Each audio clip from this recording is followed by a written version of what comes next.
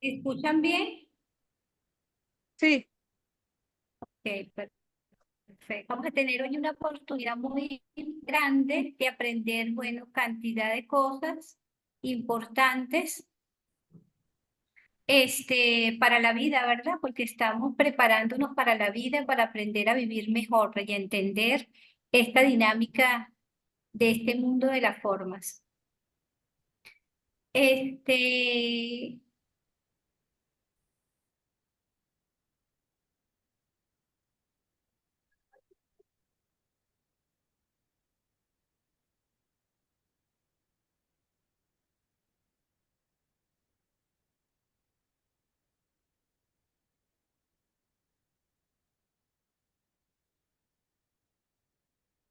Vamos a comenzar haciendo una dinámica sumamente importante que se usa ahorita mucho en el campo de las investigaciones, y en el campo de la psicología, que nos permite a nosotros poder accesar a nuestros procesos de análisis, de síntesis, de reflexión, que son esos procesos altos que están a nivel de corteza cerebral, y a esto llamamos nosotros problematizaciones.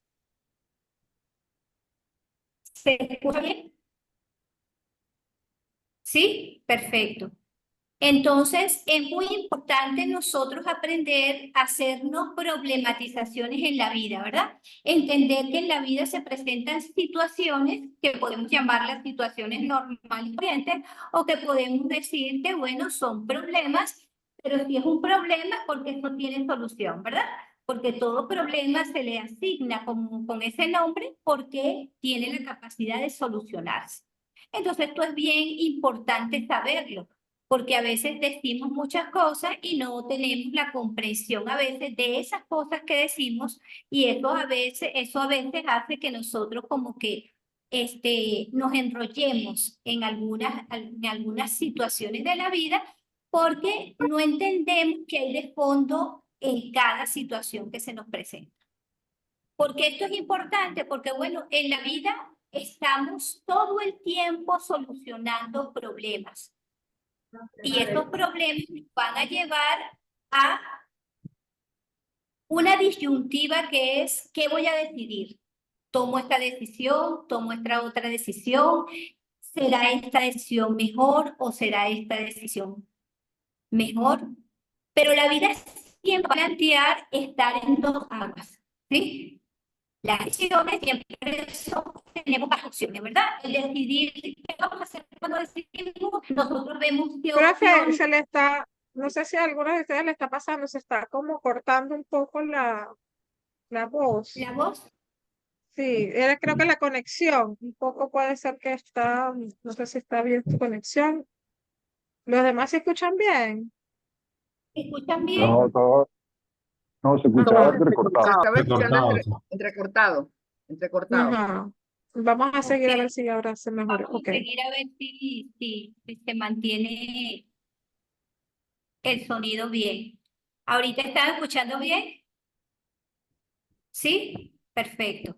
Entonces, ¿qué problematizaciones nos vamos a hacer nosotros en esta conferencia sobre la autoestima desde la física cuántica?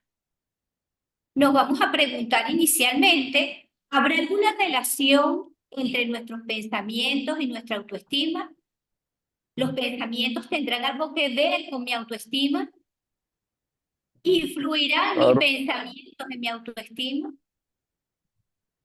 La segunda sería, ¿desde qué lugar me referencio yo para estimarme? ¿Qué quiere decir eso? ¿Desde qué punto de vista referencias tú tu estima? ¿Te referencias desde el cuerpo físico? ¿Te referencias desde la ropa? ¿Te referencias desde el estatus social? ¿Te referencias desde el género? ¿Desde el sexo? ¿Desde la familia? Entonces vamos a ver ahorita desde dónde nosotros nos estamos referenciando para saber si nos estamos estimando o no, para hacer una corrección de este asunto. Otro de los planteamientos que nos podemos hacer es ¿dónde crees que se unen la física cuántica y la autoestima? Porque pareciera que esto estuviera alejado. La física cuántica pareciera que fuera un hecho científico y la autoestima pareciera que fuera un hecho emocional. ¿Sí? Y sí, hay un elemento allí que es cierto. La física pues viene del hecho científico de las ciencias duras y la autoestima, el cual viene del hecho emocional. Pero vamos a ver cómo hacemos nosotros para unir estas dos cosas que parecieran estar completamente alejadas. Otra de las cosas es, ¿qué beneficio puede tener la física cuántica en tu autoestima? Porque, son dos cosas que están alejadas. Pueden estar cerca, pero ¿qué me importa a mí esto? ¿Qué me importa a mí la física? ¿Qué me importa a mí? O sea, si esto tiene una relación la física con la autoestima, ¿dónde? ¿Qué práctica tiene esto? O sea, ¿qué de práctico, qué de beneficioso tiene esto para mí? Y el otro punto sería, ¿podemos cambiar nuestro mundo físico a través del pensamiento? ¿Por qué? Porque somos un cuerpo físico. Eso está clarito, ¿verdad? Lo que pasa es que este cuerpo físico coexiste una parte espiritual y una parte física. Y ahí es donde vamos a tener una relación sumamente importante y vamos a poder desplegar todo este conocimiento a partir de ¿qué? De que hay una relación grandiosa, genial, importantísima de entender para poder empezar a estimarnos y para poder empezar a comprender cómo nosotros vivimos en este mundo de las formas y qué leyes que tienen que ver también con esto de la física, qué leyes nos gobiernan a nosotros como cuerpos. Cuerpos materiales, pero también cuerpos espirituales. Entonces, pasemos a la siguiente, por favor.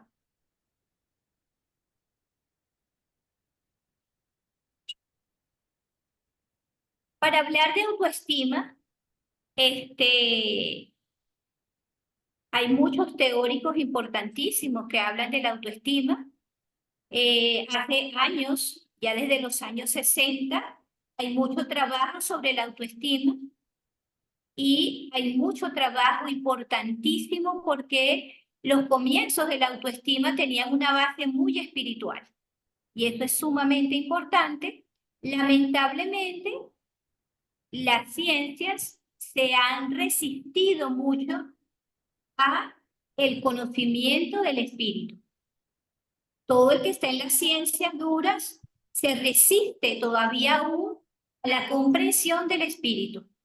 Pero la mayoría de los teóricos que hablaron en el pasado de la autoestima, casi todos eran psicoanalíticos, y entonces dentro del psicoanálisis el elemento básico es el espíritu.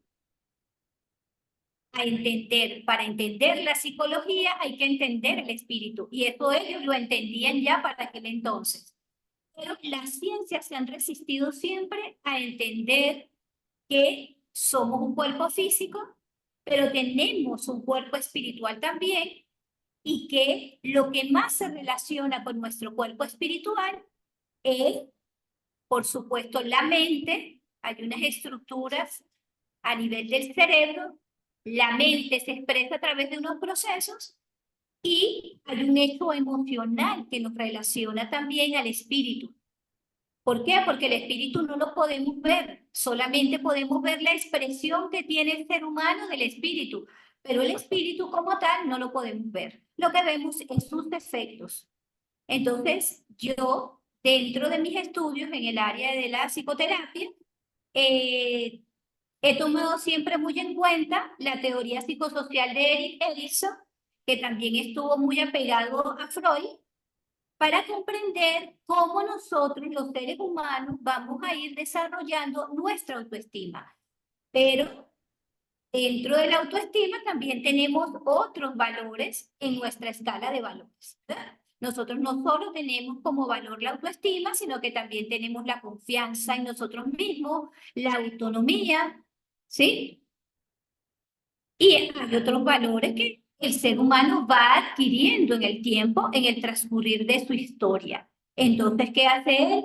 Él hace un recorrido de lo que son los valores que va el ser humano guardando dentro de sí, en los cuales está inmersa la autoestima. ¿Y qué dice Erik Erikson? Que el ser humano, una de las cosas más importantes que viene a hacer este mundo, es a encontrar su identidad. Y esto es algo sumamente genial de su teoría. Porque ¿cuál es esa identidad que decía Erik Erikson que vino el ser humano a buscar a este mundo? Él vino aquí, dice él, el ser humano vino aquí a buscar su identidad. ¿Pero cuál identidad? La gente creerá que todo esto es solamente el hecho psicológico. Y no, él, como entendía muy bien la situación psicológica y el espíritu, entendió muy bien que nosotros los seres humanos vinimos aquí a entender que nosotros somos espíritu, que dentro de nosotros habita Dios y que venimos a ponernos en contacto a través de un cuerpo físico, como lo hizo mi amado Jesús, en este mundo para entender que Dios habita dentro de nosotros y se manifiesta a través de nuestro espíritu y tenemos este cuerpo físico para poder nosotros interrelacionarnos en un mundo material. Entonces, esto es una de las cosas más importantes que para mí tiene su teoría, es el elemento espiritual. ¿Qué otra cosa dice Erik Erikson? Que el ser humano va a pasar por 8 grandes crisis para generar todos sus valores en la vida y para estructurar su vida con respecto a la vida emocional, con respecto a los valores y con respecto a toda la estructura que le va a permitir desarrollarse y manejarse con sus hermanos, o sea, con todos los seres humanos aquí en este mundo, ¿verdad? Y allí vamos a ver cómo empieza esta historia de estas crisis que presenta el ser humano para entonces desarrollar su autoestima, pero también desarrollar todos los demás valores y todas las demás virtudes que el ser humano va a tener. Pasemos a la lámina anterior, por favor, que empieza de 0 a...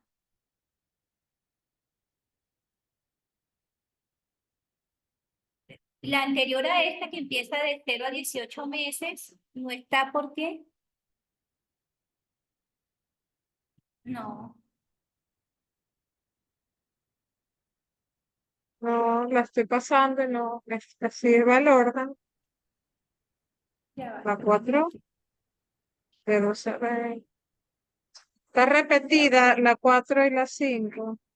Ah, pero algo pasó porque ya estaban bien. No sé si la Ah, pasada algo sucedió allí. no sé si, no, estoy viendo si no si no se movió, no. Ya va, espera un Ya momentito. voy a retroceder, estoy pasando a ver. No, está 2 veces.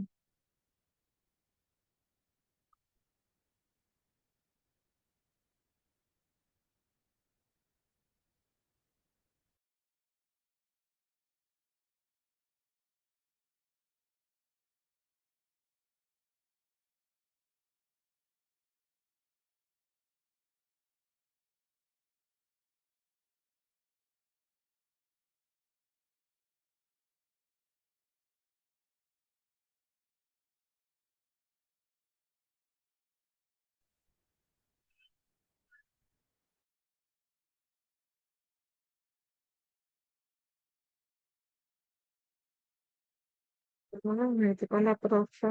Mm.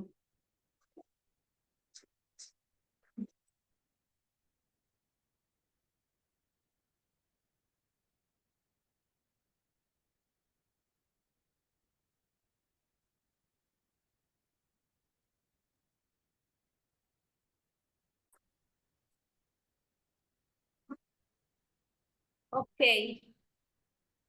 vamos entonces a dejar acá. Luego voy a irme atrás porque la organización no sé por qué se cambió de la presentación, ¿sí? Pero bueno, vamos a seguir donde nos quedamos. Entonces, dentro de las 8 crisis por las cuales va a pasar el ser humano para desarrollar sus valores, inclusive la autoestima, Erik Erikson dice que nosotros, a partir del nacimiento, o sea, de los 0 a los 18 meses, vamos nosotros a generar el valor de la confianza o la desconfianza. ¿Cómo se va a dar este proceso? Este proceso se va a dar a través de el cuidado del niño, ¿verdad? Porque cuando nosotros tenemos nuestro bebé, él nace y es completamente dependiente de la madre, ¿verdad? Él necesita cubrir su alimentación, cubrir lo que es la higiene, cubrir lo que es el sueño, el cuidado, el estar, todas esas necesidades fisiológicas básicas, el niño necesita que su madre o sus cuidadores pues puedan cubrir con estas necesidades básicas que él tiene. ¿Qué dice Erik Erikson? Que cuando el niño tiene todas estas necesidades básicas cubiertas, entonces el niño va a generar el valor de la confianza. Pero si esto no sucede, si el niño, por ejemplo, para comer necesita llorar, entonces los cuidadores o su madre le den comida, tiene que llorar y sentirse triste para poder entonces recibir alimento, o si el niño está sucio y tiene que esperar llorar para que entonces después lo limpien, si el niño tiene que estar siempre en condiciones de desagrado para poder recibir las necesidades que él tiene cubiertas, el niño va a ir desarrollando el antivalor de la desconfianza. ¿Por qué? Porque, bueno, todo esto le va a hacer entender a él que este mundo no es confiable, ¿sí? ¿Por qué? Porque imagínate, para todo tiene que llorar, o es un niño que es mal cuidado o es maltratado. Todas estas cosas le van a demostrar al niño que es un mundo que no se puede confiar, en el que no se puede confiar y que las personas tampoco son personas para confiar en ellas. Y va a generar entonces una impronta de desconfianza. Le va a quedar grabado que es un mundo temible, un mundo peligroso y un mundo nada seguro porque no hay nada seguro para él. No está segura su alimentación, no está segura su limpieza, no está segura su descanso, no está seguro el cariño. Entonces, todo esto va a generar en el niño el valor de la desconfianza como un antivalor, ¿verdad? Porque el valor real sería la confianza, pero va a generar en un antivalor que es la desconfianza. ¿Y qué va a tener este niño? No va a desarrollar tampoco a futuro la virtud de la esperanza o la fe, ¿verdad? Porque la esperanza es tú esperar que algo va a pasar. Y la fe es la certeza de que eso se va a dar. Fíjense ustedes, pareciera igual, pero no es igual. La esperanza es esperar que algo va a pasar, pero la fe es la certeza de que eso se va a dar. Y luego vamos a ver que esto va a tener una repercusión en la persona futuro. Si el niño genera la confianza, entonces en la segunda etapa, que va a ser entre los 18 meses y los 3 años, el niño va a desarrollar la autonomía, pero si no desarrolló la autonomía, la confianza, va a desarrollar la vergüenza y la duda. Por supuesto, porque él va a estar desconfiado ante todo lo que él tiene que hacer. Entonces son los niños que entran en el preescolar y les da miedo hacer todo. ¿Por qué? Porque tienen duda, no tienen confianza, tienen duda y eso les genera que entonces cuando les llaman la atención, ellos les da vergüenza. Pero viene dado porque el niño no ha generado el valor de la confianza. ¿Qué pasa aquí? Tampoco va a generar la virtud de la voluntad.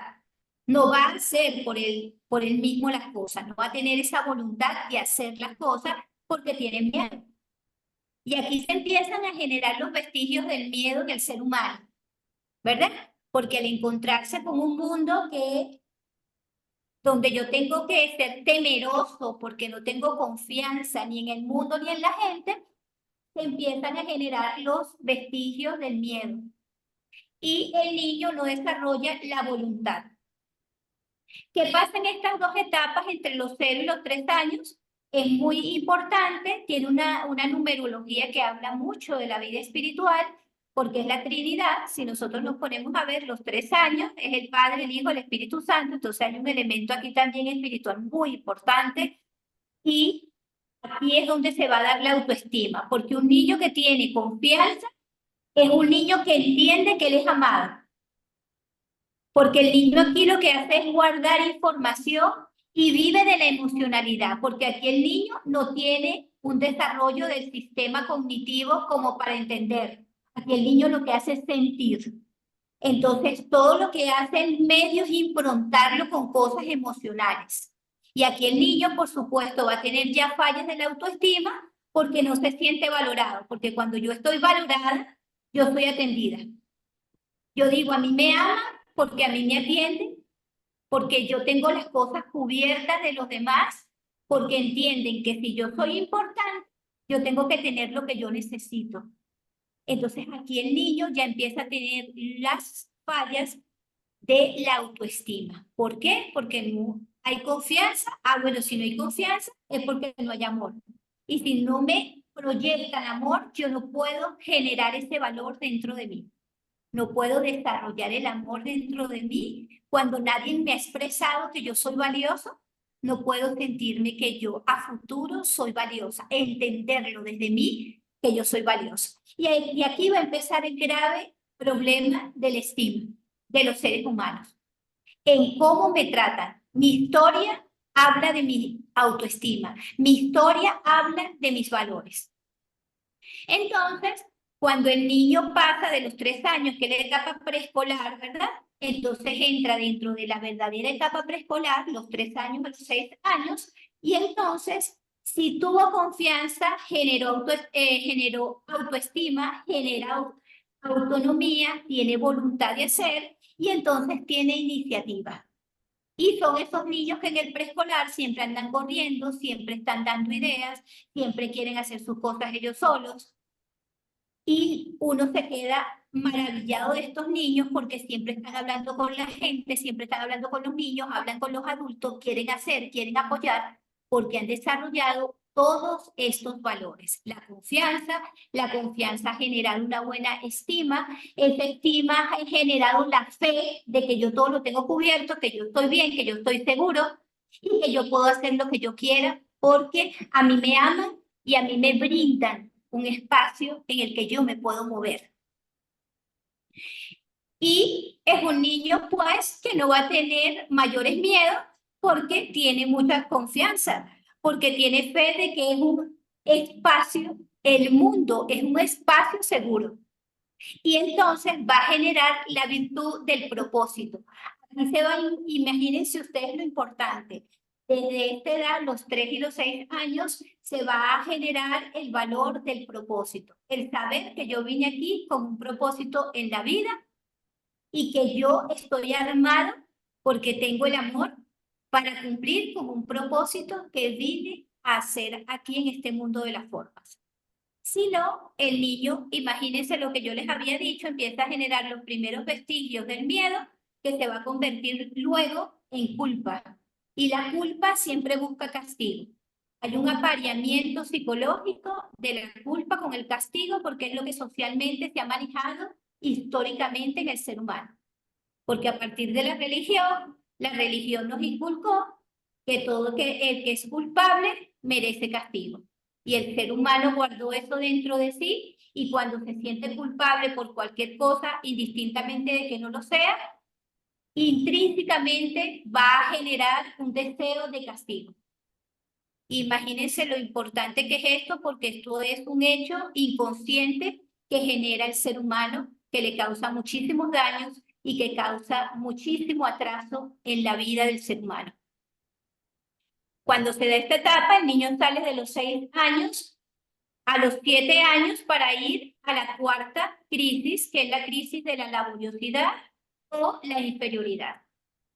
Por supuesto, si tenemos las 3 etapas anteriores, la confianza, la autonomía y la iniciativa, entonces va a ser un niño laborioso, va a ser un niño que va a tener mucha habilidad para moverse, va a ser un niño que va a tener muy buenas capacidades cognitivas, emocionales, motrices también, porque aquí entra también la parte motora en el niño, y vamos a tener un niño con muy buenas estructuras para enfrentarse a la vida. Pero cuando no ha sido así, vamos a tener un niño desconfiado, un niño que siempre duda, un niño que siempre se avergüenza, que si tú le llamas la atención entra en un estado de culpa y ya siente que lo van a castigar, porque es lo que la gente le dice: si hiciste esto mal, te voy a pegar, te voy a castigar. Eso no se hace porque merece castigo, y entonces entra en un estado de inferioridad. Y aquí el ser humano se encuentra con el complejo de inferioridad, con el hecho de sentirse menor que los demás, de sentirse en desventaja con el resto de las personas que están en sus contextos para esta edad. Pero cuando no, va a tener el 4, espiritualmente, habla de la estructura. El número 4 habla de que nosotros tenemos estructura en la vida. Una mesa tiene estructura porque tiene 4 patas, ¿verdad? Una mesa es la simbología de la estabilidad en la vida, de la estabilidad en el mundo. Entonces aquí es una etapa sumamente importante porque entramos entre los 6 y los 12 años, en donde dice Erik Erikson que el ser humano está en la etapa de crisis para el ser humano, y así lo dicen los psicólogos, siendo que no es así, ya lo voy a explicar por qué, pero sí, el ser humano va a pasar por un grave conflicto de acuerdo a cómo haya vivido estas 4 etapas, porque imagínense ustedes cómo va a estar viendo la vida. Ya vamos a entender que la autoestima ya tiene falla acá, que los otros valores también, porque no ha guardado los valores sino los antivalores. Y aquí no va a entender que él vino a buscar a ese Dios que vive dentro de él.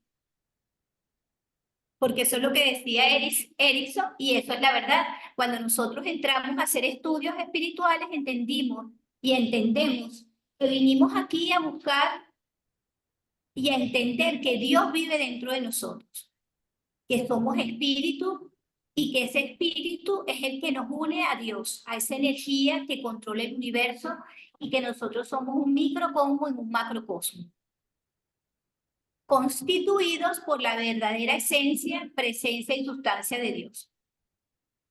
O si la gente no cree en Dios, pues entiende que esta energía que vemos dispersa en todo el universo vive también en nosotros, y que toda esta perfección vive también en nosotros. ¿No lo crees desde un Dios? Perfecto, no hay problema. Pero sí tienes que creer que este mundo tan grandioso que tú ves, este universo, es igual a nosotros.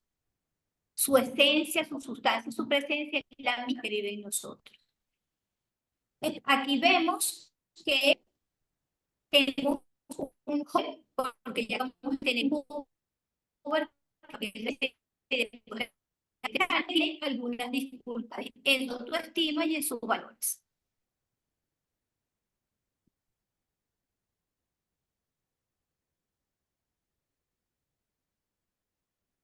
Ok, pasamos a las otras 4 grandes crisis, y era crisis de los 12 a los 20 años de la identidad. Fíjense ustedes, identidad. ¿Cuál es la identidad? Lo que decía y como que enseñaba: yo soy el que yo soy, como decía mi amado Jesús. Tú andas diciendo por ahí que tú eres Dios, y él decía: no, yo solo he dicho que yo soy el que yo soy. Yo solo he expresado que yo soy Dios, o que Dios se expresa a través de mí. Yo no he dicho que yo soy Dios. Yo solamente he dicho que yo soy una expresión de Dios, que Él se expresa a través de mí porque somos una expresión de Dios. Y si no, el ser humano va a entrar en una confusión de identidad. Y ahí es donde los psicólogos hablan de que es la crisis de la adolescencia. Y para mí, dentro de mis estudios, no es la crisis de la adolescencia, es simple y llanamente que la persona no ha conseguido estructurar sus valores y ahora se siente confundido, porque ahora cree que es una persona que no es. Cree que es un villano porque se cree culpable, tiene un complejo de inferioridad. No se cree, por supuesto, Dios, sino se cree más bien una persona inferior. ¿Cómo va a ser Dios si todo el mundo le ha hecho creer que él es culpable y que él, pues, no es amado? Entonces, todo esto es una confusión de valores que lo va a llevar a tener una confusión de su identidad. Y, por supuesto, psicológicamente esto se va a presentar también. Y es cuando vemos que el muchacho entre los 12 y los 20 años tiene una confusión en sus relaciones interpersonales, tiene un desamor hacia sus padres, si es que tiene padres, si es un niño abandonado, por supuesto que va a tener peores problemas, pero aquí va a empezar a presentar problemas con los padres y no va a ser fiel, no quiere la fidelidad, porque ¿a quién le voy a ser fiel? Si a mí no me han dado amor, yo no tengo una... Entonces yo no puedo serle fiel a una persona que a mí no me ama, que a mí no me ha expresado amor. Entonces empieza a ver la situación de la promiscuidad, de la infidelidad, de los problemas de las relaciones de pareja. Entonces, ahora entendemos muy bien de dónde vienen algunos conflictos que tenemos los seres humanos y que no entendemos por qué los tenemos. Y pensamos que son cosas de la hora, del presente, y resulta que son cosas de nuestra estructura histórica, de cómo ha sido nuestra historia. Luego pasamos a la crisis de la intimidad versus el aislamiento. Por supuesto, aquí si el muchacho, la adolescente niña, ha tenido conflictos, entonces le cuesta mucho hacer estructura de pareja, porque aquí entre los 20 y los 40 años nosotros nos disponemos a ver verdaderamente tener una relación de pareja, estructurar nuestra vida profesional, económica, tener familia, pero cuando tenemos este conflicto de cosas, la persona empieza a tener problemas con su intimidad, prefiere estar solo, son esas personas que tienen relaciones temporales, que les gustan más las relaciones recreativas y no tanto las relaciones estables, porque se ve en conflicto con esto, ¿verdad? Porque aquí tú tienes que tener una intimidad con otra persona, tienes que entrar en el juego del amor con otra persona. Y tienes un conflicto por allí guardado con respecto al sentimiento del amor, con respecto a la autoestima, con respecto a la confianza en ti mismo, ¿sí? Y aquí es donde se va a empezar a ver esta situación. Y pasamos entonces a la otra etapa, que es la etapa de la productividad versus el estancamiento y el cuidado como virtud, que es la adultez intermedia. Entre los 40 y los 60 años, que ya aquí nosotros, bueno, ya tenemos profesión, ya tenemos un desarrollo de nuestra vida profesional. Si nos hemos desarrollado de tener nuestra empresa, pues ya estamos dando los frutos, ya tenemos familia, ya a esta edad, imagínate, 50 años, ya tienes nietos, ya tienes, bueno, ya has dejado, ya estás dando legado, pues, de tu vida. Y podemos ver aquí personas que a veces no han salido de sus casas, que siguen viviendo con sus padres, que no han tenido una relación estable, sino que se han divorciado varias veces, o no han tenido, no se han casado, sino han tenido relaciones allí que van y vienen, y se han mantenido estancados. Quizás no terminaron sus estudios universitarios, quizás están en un empleo o están en varios empleos y son inestables. Podemos ver aquí que es donde se ve el esplendor de nuestra vida, el esplendor de nuestros valores, cómo una persona puede llegar a un nivel de estancamiento por toda esta situación histórica que ha vivido en su vida. ¿Qué es lo más importante de entender acá? Cómo la autoestima trasciende nuestra vida, cómo la autoestima se mete en todos los aspectos de nuestra vida y cómo la autoestima va a ser necesaria para el ser humano poder lograr vivir en paz, con felicidad y con prosperidad. Luego vamos a ver la última etapa, que es la etapa de la integridad versus la desesperanza, en donde, por supuesto, esta etapa de más de 60 años, llegamos a la etapa de la ancianidad y llegamos a la etapa de la sabiduría.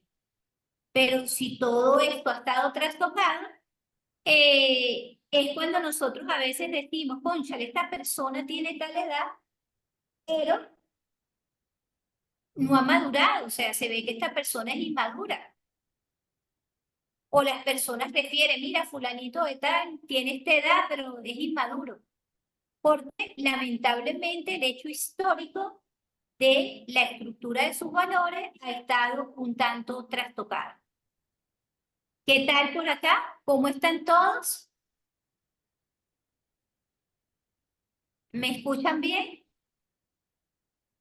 Sí, profe, la escuchamos bien. ¿Cómo están todos? Súper bien. Excelente.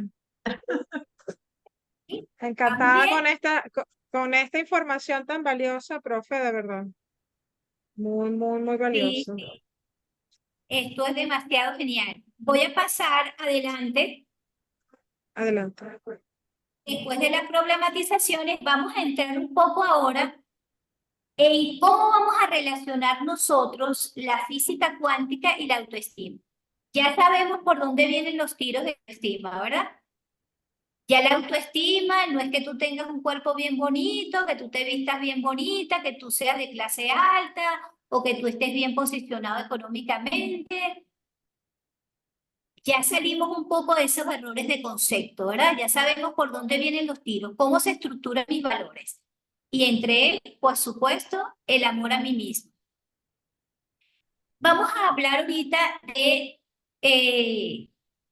Carlos González. Él escribe un poco sobre lo que es la física cuántica y la riqueza del ser humano, ¿sí? Entonces, para entender un poquito y poder interrelacionar esto que es un poco complejo, sobre todo personas que no saben un poco sobre la vida espiritual y están viendo un poco la parte psicológica y no se manejan mucho con esto, no es tan facilito entenderlo así de primera vista, ¿verdad?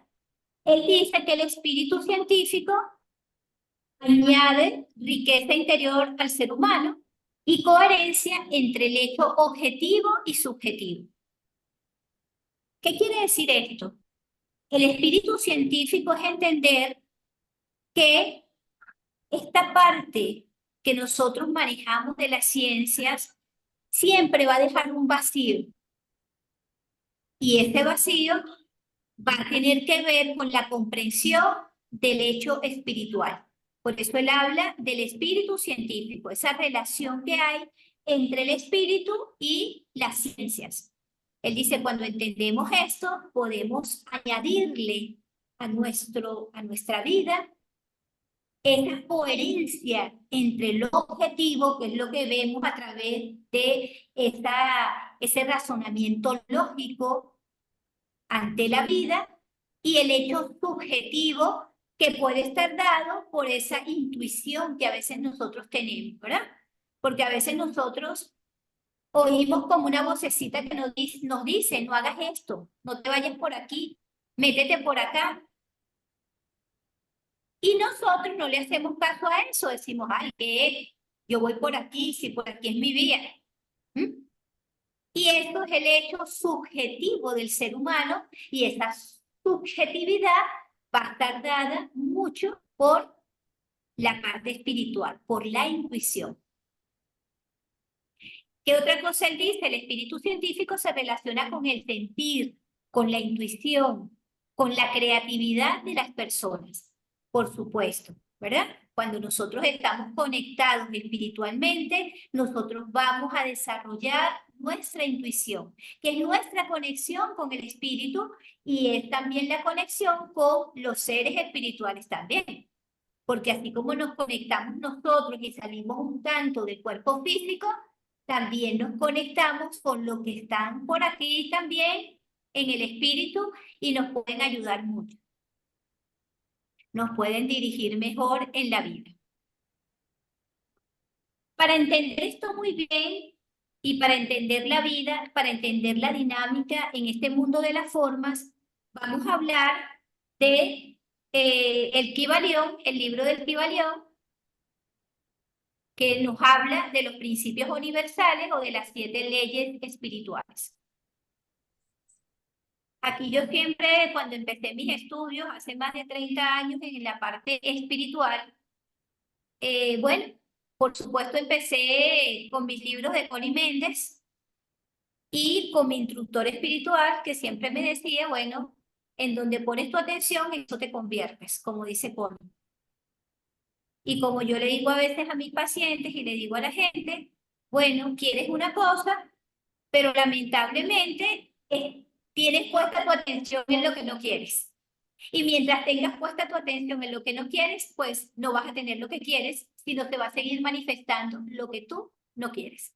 ¿Por qué? Porque tú dices una cosa con la boca, pero estás haciendo otra cosa internamente. Estás conectando tu energía en eso que no quieres supuestamente. Y habla Miguel Ángel Paredes sobre la primera ley de la autoestima. Y él dice, bueno, la primera ley de la autoestima es el efecto observador, por supuesto. Cuando nos vamos a estudiar algunas alternativas nuevas de tratamiento en la psicoterapia, vamos a tener que se ha puesto en boga el mindfulness, la yoga, ¿sí? Y por supuesto, lo que nosotros usamos en el área psicológica, que son las técnicas de relajación segmentaria, sobre todo la de Jacobson. ¿Qué nos dicen estas técnicas y qué nos dicen estas prácticas, verdad? Las prácticas como el mindfulness y la yoga, que son milenarias, y que nos dice teóricamente, porque esto sí es una cosa estudiada psicológicamente y también a nivel médico, los psiquiatras también, en psiquiatría también se usan las técnicas de relajación segmentaria de Jacobson y algunas otras, que tenemos que aquietarnos. Y al nosotros aquietarnos, nosotros vamos a tener una capacidad de poder ver. Cuando estudiamos lo que es las neurociencias cognitivas, que ha tenido un mayor auge desde los años 2000 para acá, tenemos que hay unos elementos importantísimos en el ser humano para sacarle provecho a todas sus capacidades. Y uno de los primeros elementos que habla es de la atención, que nosotros tenemos que enfocarnos en que las personas mejoren su proceso cognitivo de la atención y la concentración. Pero para que una persona mejore el proceso de la atención, tiene que mejorar su aquietamiento. Porque una persona que está ansiosa, una persona que está estresada, pues no va a poder tener una atención clara en un elemento determinado. Y eso es lo que está pasando ahorita. Ahorita hay mucha estimulación del externo, pero eso lo que hace es sobreestimular la atención y no mejorar los procesos de atención. Cuando yo hago yoga, por ejemplo, yo tengo que primero prepararme espiritualmente para luego llevar a cabo mis posturas meditativas. Pero yo primero me tengo que preparar y cuando yo me preparo, entonces me preparo espiritualmente para poder conectarme a través de posturas, porque no hago ejercicios, hago posturas meditativas que van a desarrollar en mí algunas habilidades espirituales. Entonces, ¿qué dice Miguel Ángel Paredes? Que la primera ley para tú recuperar también tu autoestima es el efecto observador. Otra de las cosas que dice Connie Méndez y que dicen los principios universales es que el primer principio que impera en el mundo de las formas es el principio o la ley del mentalismo. ¿Qué quiere decir esta ley o cuál es su base? Todo es mente, el universo es mental. Entonces, cuando nos ponemos a ver que una persona tiene sus situaciones en la autoestima, ¿qué hago yo cuando trato a un paciente y veo que tiene sus situaciones con su autoestima, que no hay una autoestima sana porque no hay unos valores bien estructurados? Lo que hago primeramente es estructurar su historia, que yo pueda, a través de su autobiografía, reestructurar su vida y reestructurar sus valores. Y luego voy a aplicar la estructuración cognitiva para que él pueda salir de una cantidad de creencias falsas que también lo han llevado a ver la vida de una forma determinada. Y aquí estoy trabajando también con la ley del mentalismo, porque cuando cambia su mente, él va a cambiar la forma en que está viendo la vida. Y por eso esta es la ley que impera, es la primera ley del universo o el primer principio universal. Cuando conocemos las leyes, conocemos cómo se maneja este universo y también podemos protegernos a través de las leyes del universo. Eso es otra parte, ¿verdad? Y luego se pudiera hablar de esto porque es sumamente complejo y requiere de tiempo. Entonces, la ley del mentalismo dice esto: todo es mente, el universo es mental. Y como tengas concepcionada en tu mente la vida... Permiso. ¿Aló? Ajá, ya va, me perdí aquí en una secuencia. O sea, para el tema de Ok, la recuperación de la autoestima, estructurar la historia sí, es de la importantísimo. persona, los valores, para luego reestructurar Hacer una su reestructuración capacidad cognitiva. cognitiva. Ok, gracias. Reestructuración cognitiva, sí. Entonces, ¿qué pasa? La ley del mentalismo nos está diciendo que lo más importante en el ser humano es su mente, ¿verdad? Porque todo lo que tiene su mente es una cantidad de creencias que es lo que le va a permitir a él entender el mundo de una forma determinada por él. No es determinada por el común de la gente, sino determinada por su propia historia.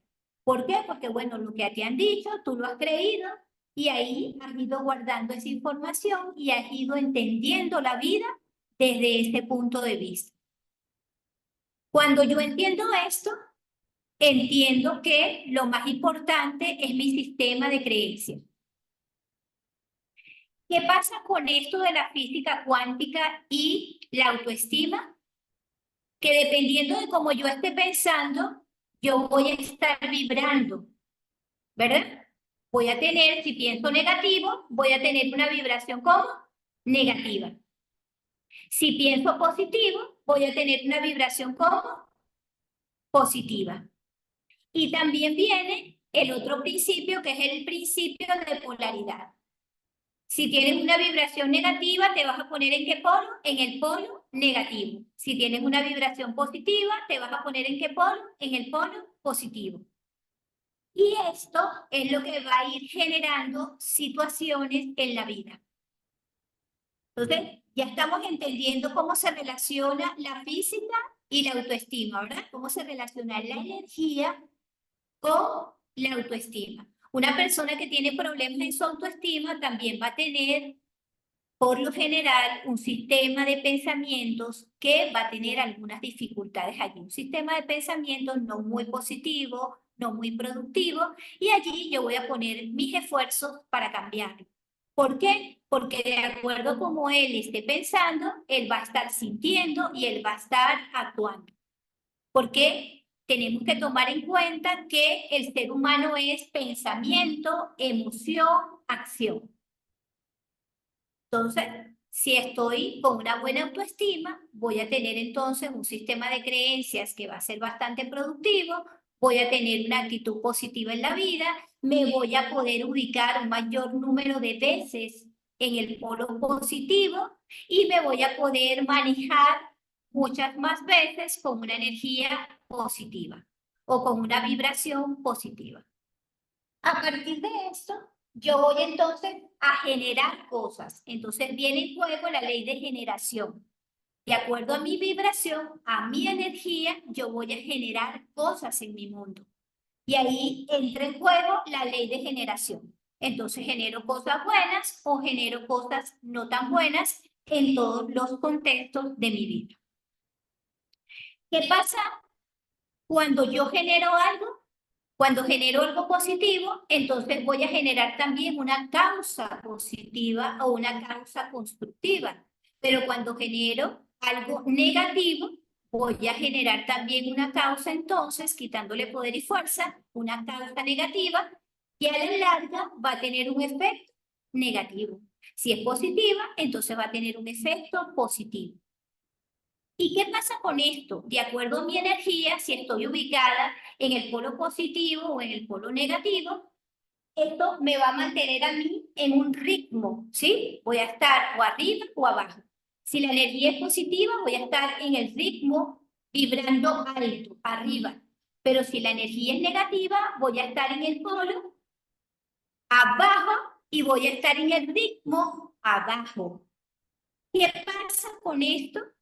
Que entonces a veces las personas dicen, no me salen las cosas bien, tengo dificultades, voy a un sitio y no me va bien, la gente no me trató como yo esperaba, entonces se baja más la autoestima, me siento que no soy capaz, que me va a ir mal, por ejemplo, si es una entrevista o si es una relación de pareja y vas a salir con alguien que te gusta, sientes que las cosas como que no fluyen, porque todo va a ser energía, todo se manifiesta en energía. Y la ley del ritmo es sumamente importante comprenderla, porque cuando yo me mantengo la mayor parte del tiempo vibrando positivo, la ley del ritmo se va a mantener como en el centro, como en la ley del equilibrio, como en la ley de la justicia, te va a mantener siempre protegido porque no te das bajones tan grandes de energía negativa. A veces la gente dice, cónchale, me están pasando muchas cosas que no son positivas, que no son las cosas que esperaban, sino son cosas un tanto negativas, y tiene que ver mucho con la ley del ritmo que empieza a hacer sus efectos y la persona ha estado manejando mucha energía negativa, entonces cuando la ley del ritmo hace su efecto, hace un efecto de que la persona baja mucho. Y es como cuando la gente dice socioculturalmente, verse que le ha caído como que quitándole poder y fuerza a la paga, ¿no? Y la situación es que la pava es que ha estado manejando mucha energía negativa y cuando la ley del ritmo hace sus efectos, lo baja mucho. Y le vienen muchas cosas negativas porque, claro, todas las leyes empiezan a hacer su actuación. Partiendo entonces de la ley de causa y efecto, se generó mucha energía negativa, va a haber mucha causa negativa y los efectos van a ser entonces negativos. Y esto pues también va a tener una relación con la correspondencia. Si tú generas una causa positiva, vas a tener un efecto positivo en la vida. Si generas una causa negativa, pues vas a tener una causa negativa y si generas positiva, va a ser positiva. Y aquí vemos cómo los principios universales son la expresión perfecta de que vivimos en un mundo energético y de cómo nuestros valores van a tener una influencia en cómo nos movemos en el mundo a nivel de lo que nosotros somos. Nosotros somos pura energía, ¿por qué? Porque nosotros todos estamos constituidos por átomos. Y estos átomos son energías. Lo que se mueve y lo que no se mueve en este mundo tiene contenida energía.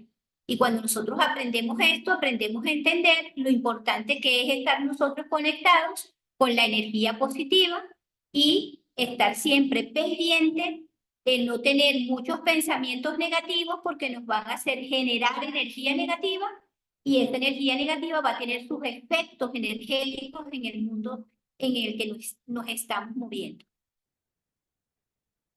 ¿Estamos bien entendidos por acá? ¿Sí? ¿Estamos bien? Perfecto, la felicito. Sí, profe. Muchísimas Excelente. gracias, excelente. Súper Vamos bien, bien. profe. Entonces, vamos a hablar ahora un poquitito, porque estamos como montados en el tiempo, 3:30. Vamos a hablar un poquito de pensamiento, de emoción. ¿Por qué? Porque el pensamiento y la emoción son las relaciones que nosotros tenemos con el espíritu y son la expresión de cómo se mueve la energía. El pensamiento es energía. Y nosotros a través de esa energía podemos comunicarnos, a través de la telepatía, nosotros nos comunicamos también, ¿verdad? Eso es otro tema muy interesante que no lo vamos a tocar hoy, pero es importante saber de dónde viene también la telepatía y la relación que tiene con esto de la física cuántica, pues. El pensamiento, según la Real Academia Española, es un proceso cognitivo consciente, ¿verdad? Que se expresa como ideas, como recuerdos o como creencias y es energía en movimiento. ¿Mm? ¿Eso está clarito?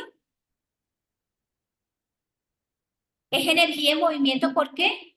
Porque cuando nosotros, por ejemplo, estamos pensando en alguien y a veces nos llama y decimos, ay, yo estaba pensando ahorita en ti. ¿Por qué?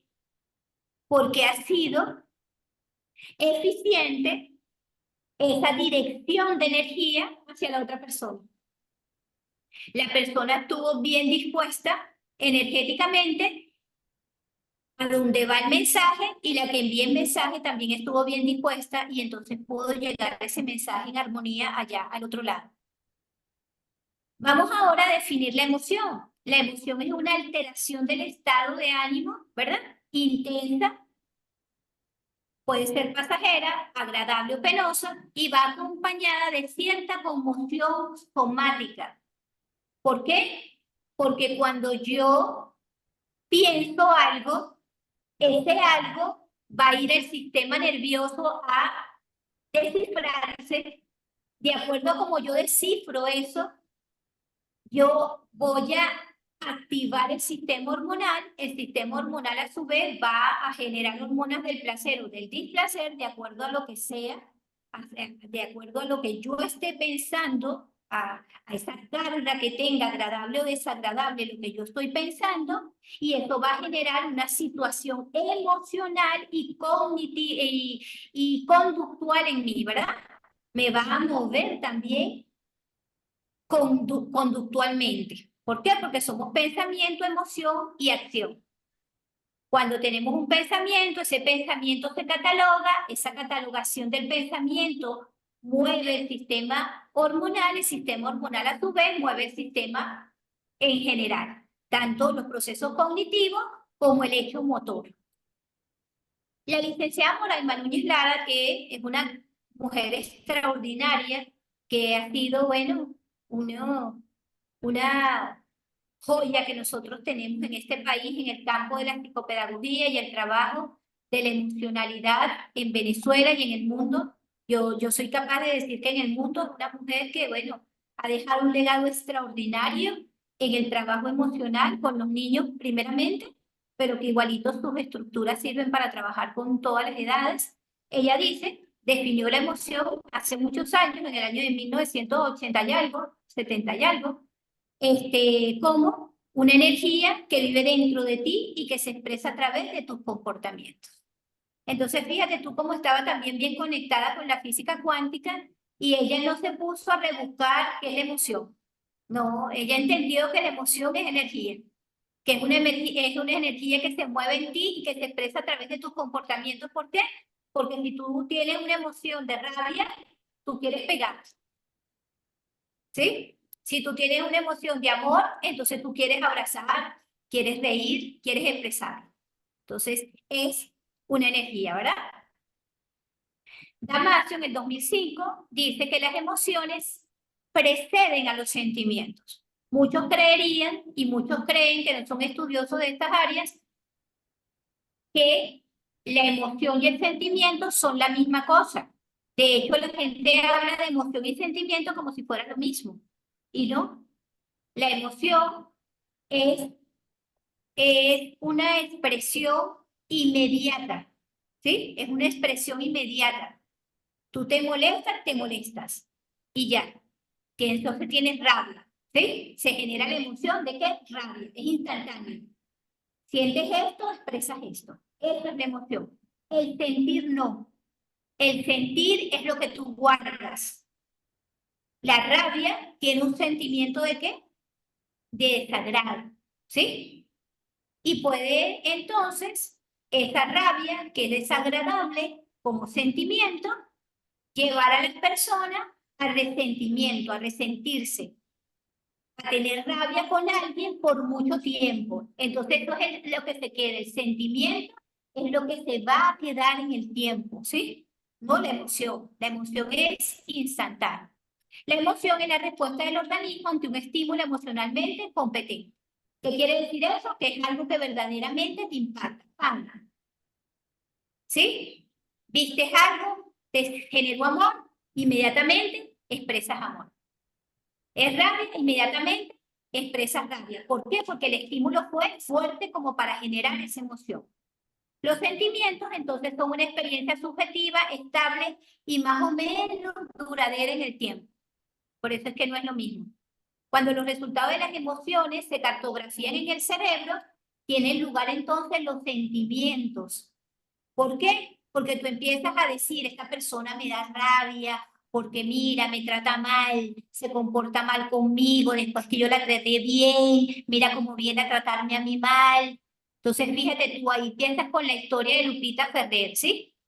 Y se convierte eso en sentimiento, que son las imágenes o representaciones de las emociones y, bueno, tiene un resultado en el organismo cuando la persona se siente brava, quiere golpear, cuando la persona se siente contenta, quiere abrazar, quiere reír. Y así son las emociones y los sentimientos y todo esto es pura energía. Todo esto es pura energía. Y vamos a hablar un poquito de la pirámide de Maslow para saber después qué tenemos que hacer nosotros para mejorar nuestra autoestima. Ya yo les dije que cuando nosotros tenemos un paciente que tiene un problema de estima, lo primero que tenemos que empezar a hacer es historiar su vida para saber de dónde vienen sus problemas. Porque si yo no sé cuál es la vida que ella ha llevado, no sé por qué piensa como piensa. Y vamos a entrar en lo que es el autoconocimiento. Abraham Maslow también decía que el ser humano lo primero que se pone en contacto son con sus necesidades fisiológicas, ¿sí? Si están cubiertas, siente seguridad. Fíjense ustedes lo que dice también Erik Erikson. Si él tiene seguridad, entonces se afilia, empieza a unirse con la gente de forma armoniosa. Esto hace que entonces tenga reconocimiento social y eso es lo que va a hacer que a futuro se autorrealice. Eso es lo que dice Abraham Maslow. Ya vimos lo que dice Erik Erikson. ¿Y cuál es el proceso de la autoestima? ¿Cómo yo logro mi autoestima? Entonces, con el conocimiento, yo me conozco, porque si yo no me conozco, yo no me puedo estimar. Yo no me conozco, no me puedo ni valorar, no me puedo ni respetar, y mucho menos me puedo estimar. Entonces, paso por el autoconocimiento. Cuando me conozco algún concepto de mí misma, ese concepto de mí misma lo evalúo. Yo digo, ay, me gusta, no me gusta. Y cuando pasas por el proceso de la evaluación, no te gusta, entonces lamentablemente no lo vas a aceptar. Y si no lo aceptas, de ahí lo vas a subir para la autoestima, porque no puedes valorar algo que a ti no te gusta. Algo que tú lo pones en tela de juicio, entonces tú no puedes eso valorarlo. Entonces, si lo evalúas y tú dices, no me gusto yo, no te aceptas y no te respetas porque no te aceptas. Y si no te aceptas, no puedes estimarte. Por eso es que cuando vamos a rehabilitar a un paciente, vamos a hacerle psicoterapia, lo primero que yo hago es rehistoriar su vida y empezar a conceptualizar esa persona. Vamos a ver tus cosas buenas y tus cosas menos buenas me las vas a escribir. Tú me vas a escribir en un papel qué es lo que tú crees que son tus capacidades, tus cosas buenas y tus cosas menos buenas. Y tú me las vas a pasar y entonces vamos a ir discriminando con esto para que tú empieces a saber quién eres tú. Y cuando tú sepas quién eres tú y entiendas que todos los seres humanos tenemos cosas buenas y cosas no tan buenas, o debilidades y fortalezas, y las aceptes para que las puedas cambiar, entonces vamos a mejorar en nuestros valores, ¿sí? Y allí empezamos y pasamos entonces autoconocimiento, autoconcepto, autoevaluación, autoaceptación, autorrespeto y autoestima. Ya vimos todas las etapas. El autoconcepto es sumamente importante porque son todos esos calificativos que tú vas a hacer de ti, positivos o negativos, y que van a formar parte de lo que tú crees que eres. Eso va a ir cambiando en el tiempo cuando se hace trabajo psicoterapéutico, eso en el tiempo va a ir cambiando, porque bueno, uno va a sacar al paciente de una cantidad de errores que tiene. ¿La autoestima qué es? Bonner en 1997 dice que es un conjunto de percepciones, pensamientos, evaluaciones, sentimientos y tendencias de comportamiento dirigidas hacia uno mismo, hacia nuestra manera de ser, hacia nuestro cuerpo y hacia nuestro carácter. El doctor Juan José Moles, que es uno de los más recientes, antes de que yo escribiera mi concepto de autoestima, él dice que la autoestima es una actitud construida sobre la base de lo que pensamos de nosotros mismos, la aceptación positiva de nuestras características individuales y la actuación coherente que hacemos de todo eso. Para mí, la autoestima es el amor, el respeto y la aceptación que alguien tiene de sí mismo, tomando en cuenta sus pensamientos, sus emociones, sus acciones y su cuerpo. ¿Cuáles son los elementos, o sea, cuáles son las estructuras básicas de la autoestima y de los valores? La familia, ya lo vimos, ¿verdad? La familia es la que te va a aportar a ti tu sistema de pensamiento, que es básico para la vida, y los contextos sociales, tus interrelaciones sociales. Estas tres estructuras se van a unir para formarnos a nosotros y para ser lo que hoy somos. Que luego vamos a tener que empezar a discriminar y sacar cosas y sacar y dejar algunas y Es lo que nosotros llamamos reestructurar la vida, ¿verdad? Otra de las cosas es ver que no somos, la autoestima de nosotros no está dada solamente por el cuerpo, porque casi todo el mundo cree que una buena autoestima es que tú te sientas bien con tu cuerpo, que tú te sientas bonita, que tú te sientas que estás bien chévere, que estás bien buena, que estás bien reventada, como dicen por allí. Entonces tú tienes una buena autoestima, o porque tú tienes dinero, porque tú te arreglas bien, o porque tú tienes un carro, tienes un buen empleo, y la gente te halaga, y la gente te dice que está bueno, excelente, no, no, no. Nada de esto tiene que ver, nada de esto es real. Todo esto son falacias y mentiras de la sociedad. Tenemos 5 autoestimas, y la autoestima se va a volver un hecho integral en nosotros, y ese hecho integral va a arropar todos los contextos en el que nos movemos nosotros. Tenemos una autoestima de nuestros pensamientos. Cuando esta autoestima tiene fallas, van a empezar los graves problemas de las otras autoestimas, porque desde el pensamiento vas a crear. ¿Sí? Ya lo vimos. Entonces tenemos una autoestima de los pensamientos, una autoestima emocional, una autoestima del hacer, una autoestima del cuerpo corporal y una autoestima comportamental. ¿Cómo me comporto? Una autoestima de mi conducta. ¿Sí? Eso se va a hacer un hecho integral que me va a mover en todos los contextos. Si tú tienes una buena autoestima, entonces y estás la mayor parte del tiempo bien sobre ti, vas a tener entonces un buen manejo emocional, porque vas a estar generando emociones contadoras la mayor parte del tiempo, no porque no puedas tener emociones descontadoras, ni porque no puedas tener pensamientos que sean descontados, porque somos seres humanos y en nosotros vive el bien y el mal, la luz y la oscuridad, lo positivo y lo negativo. Pero la situación está en que nosotros mantengamos la mayor parte del tiempo nuestra energía positiva. Entonces, si esto está bien, nosotros vamos a hacer cosas con buena estima, vamos a tener pues un cuidado de nuestro cuerpo, vamos a valorar también nuestro cuerpo como un vehículo que nos permite movernos aquí, porque con él venimos a aprender acá y a cumplir con el propósito que hablamos al principio, ¿sí? De conocer quiénes somos y para qué vinimos aquí a este mundo. Y, por supuesto, entonces vamos a valorar nuestro cuerpo como un vehículo y vamos a comportarnos entonces de una forma adecuada.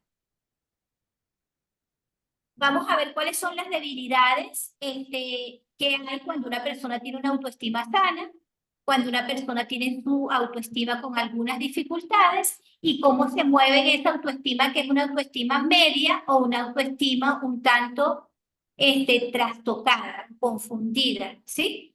Entonces, una persona que tiene su autoestima sana va a tener cualidades y debilidades y va a saber que eso es normal.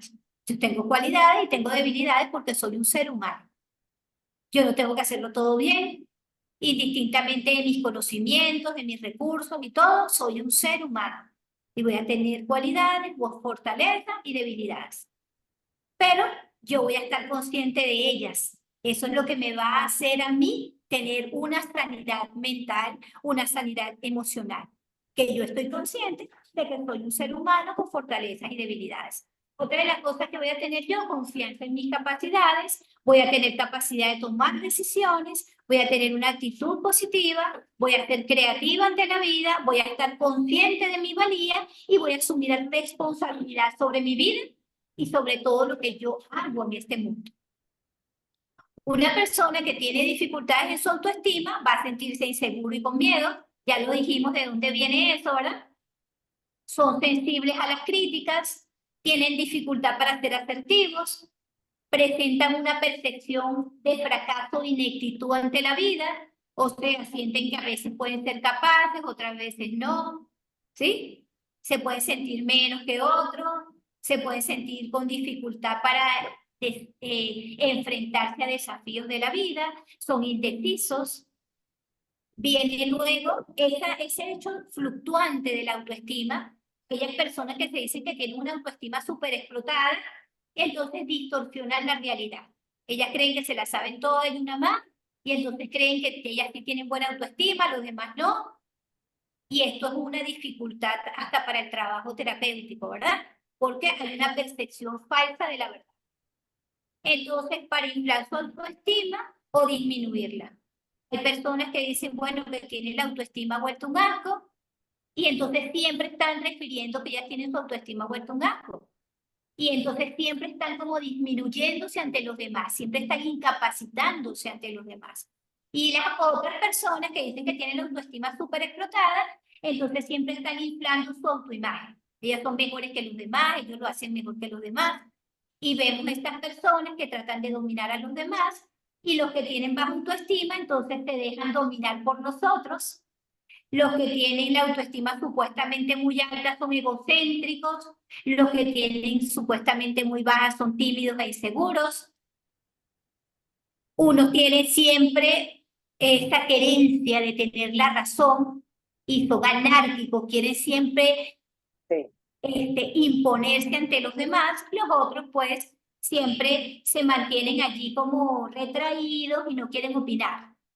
Los primeros reaccionan con agresividad, los otros con sumisión, los otros dicen que son, bueno, los mejores en todo, y los segundos, los que tienen esa falta de, o esa percepción falsa de que tienen una muy baja autoestima, pues entonces tienen una apreciación siempre de una autoestima baja.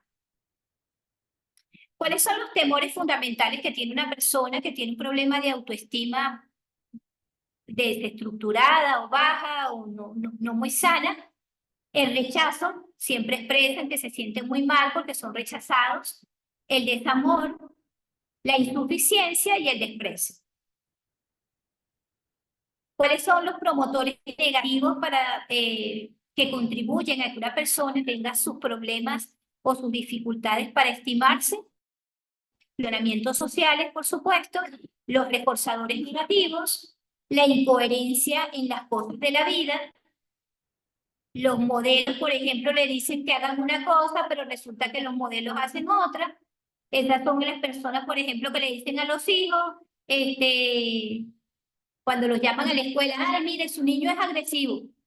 Y cuando tú oyes a ese papá hablar, es más agresivo que el niño.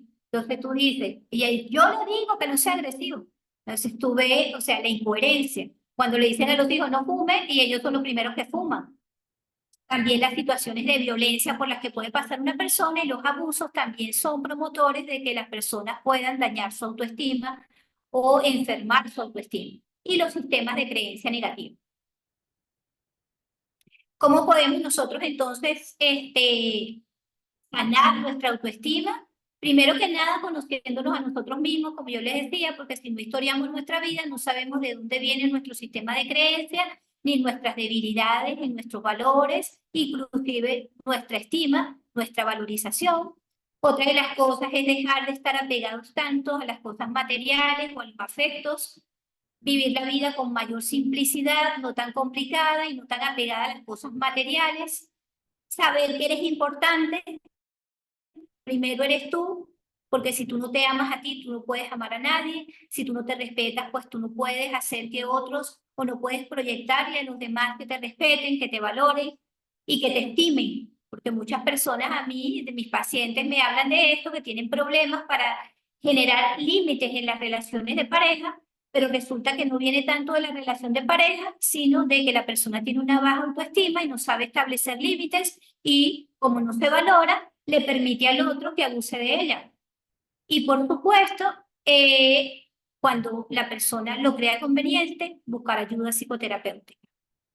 Y una cosa importantísima desde la física cuántica, desde este entendimiento de cómo la energía es lo que verdaderamente va a influir en todo esto, es darnos cuenta que donde ponemos nuestra atención, en eso nos convertimos. Entonces, si ponemos nuestra atención en cosas negativas, en eso vamos a estar transformando nuestra vida. Pero si ponemos nuestra atención en cosas positivas, entonces nuestra vida cada día se va a perfeccionar y cada día vamos a tener la vida que queremos tener. Y bueno, hasta aquí llegamos. Entonces cambiemos nuestros pensamientos y el mundo a nuestro alrededor cambiará. Richard Bach.